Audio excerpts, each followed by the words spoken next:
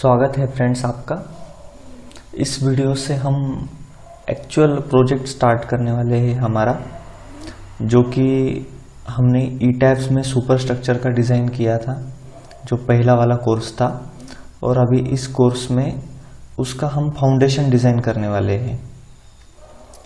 तो जिन स्टूडेंट्स ने हमारा ये फाउंडेशन डिज़ाइन का कोर्स ही ज्वाइन किया है, सिर्फ उन स्टूडेंट्स को मैं बताना चाहता हूँ कि आप जो सुपर स्ट्रक्चर डिज़ाइन का कोर्स है हमारा, वो भी ज्वाइन कीजिए। बहुत ही अच्छा कोर्स है। आपको 100% मैं गारंटी देता हूँ कि आप बहुत ही अच्छा डिज़ाइन कर पाएंगे सुपर स्ट्रक्चर का। और बहुत सारी मैंने टेक्निकल चीज़ें उसमें कवर की है फ्रॉम A to Z। और मेरी आपसे यही रिक्वेस्ट है कि वो कोर्स भी ज्वाइन करें, ताकि आपको पूरा प्रोजेक्ट का नॉलेज हो सके, super structure design with foundation design. तो चलिए बिना समय गंवाए हम शुरू करते हैं। तो ये हमारा प्रॉब्लम स्टेटमेंट था असाइनमेंट नंबर 1 सुपर स्ट्रक्चर में, जहाँ पे हमने G+5 का RCC structure residential building design किया था। उसमें कंक्रीट का ग्रेड M25 और स्टील ग्रेड जो था वो Fe500 यूज़ किया था हमने।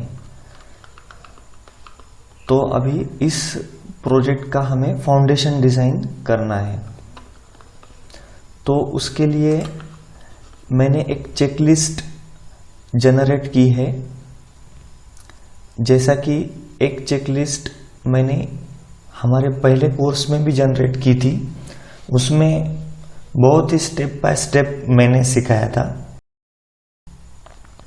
तो अभी इस कोर्स में भी ये चेकलिस्ट बनाना ज़रूरी था, और ये चेकलिस्ट बना के रेडी हो गई है। और अभी इस चेकलिस्ट के हिसाब से हमें पूरा ये असाइनमेंट ख़त्म करना है। तो एकदम प्रॉपर तरीके से हम जाएंगे पॉइंट टू पॉइंट। तो सबसे पहले कोई भी प्रोजेक्ट शुरू करने से पहले इनिशियल कैलकुलेशन करने पड़ते हैं। और ईटैब्स में जो प्रोजेक्ट किया है, ईटैब्स में से जो लोड्स है, जो ज्योमेट्री है, वो सेफ में बहुत ही इजी तरीके से इंपोर्ट हो सकती है। और इसलिए भी ईटैब्स का सीखना, उसकी मालूमात होना ज़रूरी होती है। क्योंकि सिर्फ सेफ सीखा तो मैन्युअली सब लोडिंग वगैरह सब डिफाइन और असाइन करने पड़ते हैं। और जबकि अगर ईटैब्स में वो ऑलरेडी हो चुका होता है हमारा, तो वो जस्ट हमें ईटैब्स से एक्सपोर्ट करके यहाँ पे सेफ में इंपोर्ट करना पड़ता है, और सब रेडीली अवेलेबल हो जाता है हमारा। तो इसलिए ईटैब्स का सीखना भी ज़रूरी है। तो ईटैब्स में चलते हैं पहले। तो यहाँ पे ये प्रोजेक्ट हमने डिज़ाइन किया था, ये G+5 बिल्डिंग है। और ये बिल्डिंग हमने डिज़ाइन की थी। यहाँ पे एक लिफ्ट दी गई है, और ये उसका मैं सेंटर लाइन प्लान आपको दिखा देता हूँ। ये 2 BHK फ्लैट बिल्डिंग थी, तो ये हमने ईटैब्स में डिज़ाइन की थी। तो इस बिल्डिंग को अभी हमने फाउंडेशन डिज़ाइन करना है। तो सबसे पहले इसके जो बेस रिएक्शन है, वो बेस रिएक्शन हमें मैन्युअल कैलकुलेशन के लिए लगेंगे। इसलिए क्या करना पड़ता है, हम हमारे चेकलिस्ट के हिसाब से जाते हैं। Create the load combinations of dead load plus live load in ETABS. तो ईटैब्स में हमें डेड लोड और लाइव लोड का एक लोड कॉम्बिनेशन तैयार करना पड़ता है। तो डिफाइन लोड कॉम्बिनेशंस। तो यहाँ पे ये इतने सारे लोड कॉम्बिनेशंस किए थे हमने, तो यहाँ पे ये dead load plus live load का भी हमने करके रखा था। अगर नहीं किया होता तो एक ऐड न्यू कॉम्बो करके यहाँ पे डेड लोड और लाइव लोड हमें करना पड़ता। तो हमारा किया हुआ है, तो इसलिए मैं अभी यहाँ पे नहीं करता हूँ।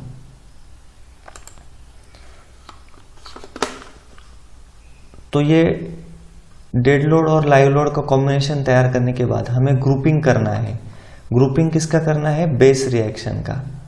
तो बेस रिएक्शन की ग्रुपिंग के लिए हमें सबसे पहले जाना पड़ेगा, इसके बेस रिएक्शन हमें ढूंढने पड़ेंगे।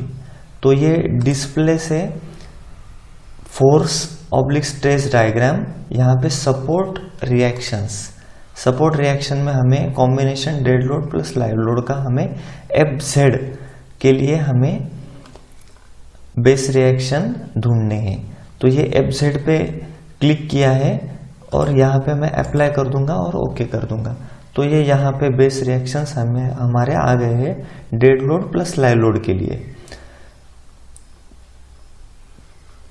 तो मैं प्लान व्यू में जाऊंगा, बेस में,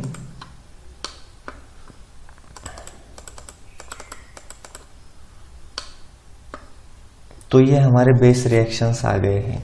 यहाँ पे FZ ये 839, ये सब जो है ये किलो न्यूटन में है। ये फोर्सेस वर्टिकली डाउनवर्ड फोर्सेस है ये।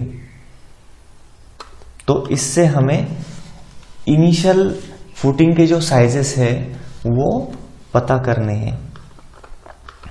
तो ये मैं इसका स्क्रीनशॉट ले लेता हूं, सर्च में जाके स्निपिंग टूल, और ये स्निपिंग टूल में से मैंने न्यू किया और ये ऐसा इतना स्क्रीनशॉट ले लिया मैंने। यहाँ पे ये स्क्रीनशॉट ले लिया है। अभी मैं इसको क्लोज कर देता हूं। तो ये स्क्रीनशॉट लिया है। अभी ये हमारा स्क्रीनशॉट आ गया। अभी इसके ग्रुपिंग करने हैं हमें।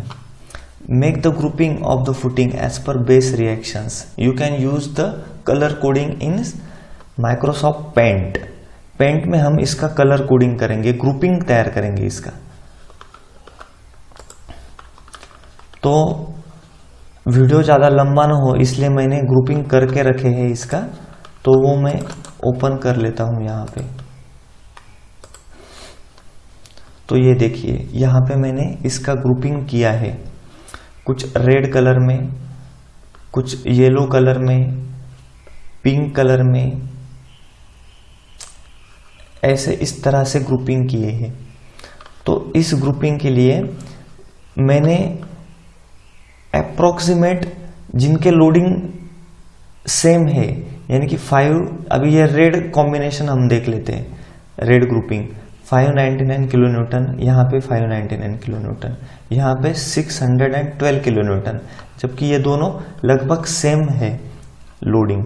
ये 603, यहाँ पे ये 603। तो इस तरह से ग्रुपिंग करने हैं हमें। वैसे ही ग्रीन का किया है 688, 688, 693, 693, और यहाँ पे ये मैंने नोटिंग भी किया है। ये यहाँ पे ग्रुपिंग करके है। रेड जो है उसका मैक्सिमम लोड कितना है 612, मिनिमम लोड कितना है 599। ये नंबर ऑफ फुटिंग्स कितने हैं, तो 6 नंबर ऑफ फुटिंग्स है। वैसे ही ग्रीन के किए हैं, वैसे ही येलो के किए हैं, वैसे ही ग्रे के भी किए हैं। तो इस तरह से, और यहाँ पे कुछ ये पर्पल कलर से शो किए हैं। तो ये बेसिकली ये जो फुटिंग है, ये इनका जो लोकेशन है वो काफी नजदीक है एक दूसरे से।